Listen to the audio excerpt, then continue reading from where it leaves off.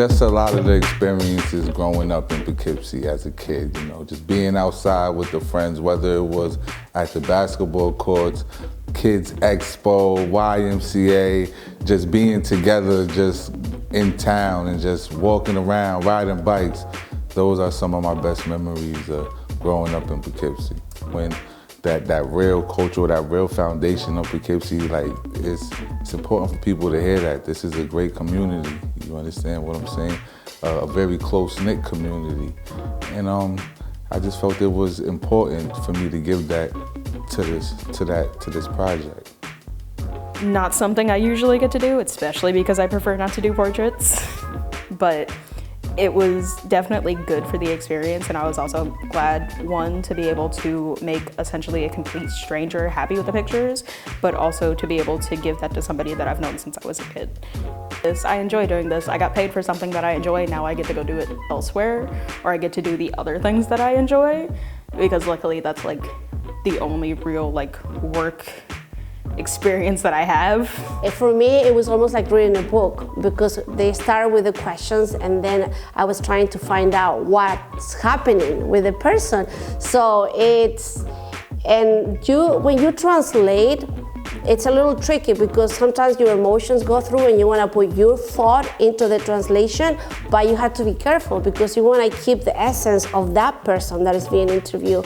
So you have to kind of go back and read it again. It's a long process, but if you're passionate about it, I think it's just really easy to do.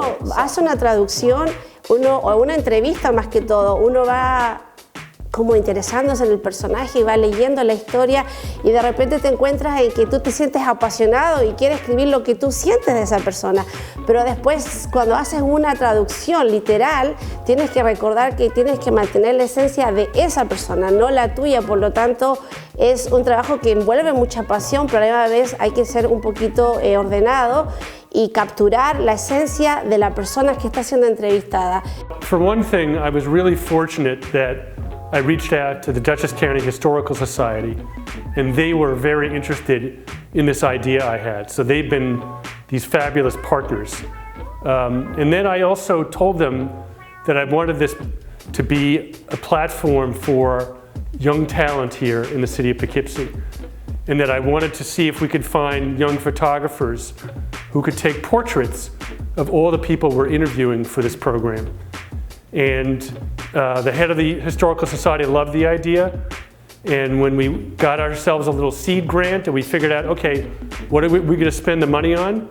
We spent the money to help hire these young photographers, and you'll see they've done beautiful work. When I first moved here 20 years ago, I didn't have any history in this area at all, and I actually didn't know that there were two separate places called Poughkeepsie, that there's a town of Poughkeepsie and a city of Poughkeepsie.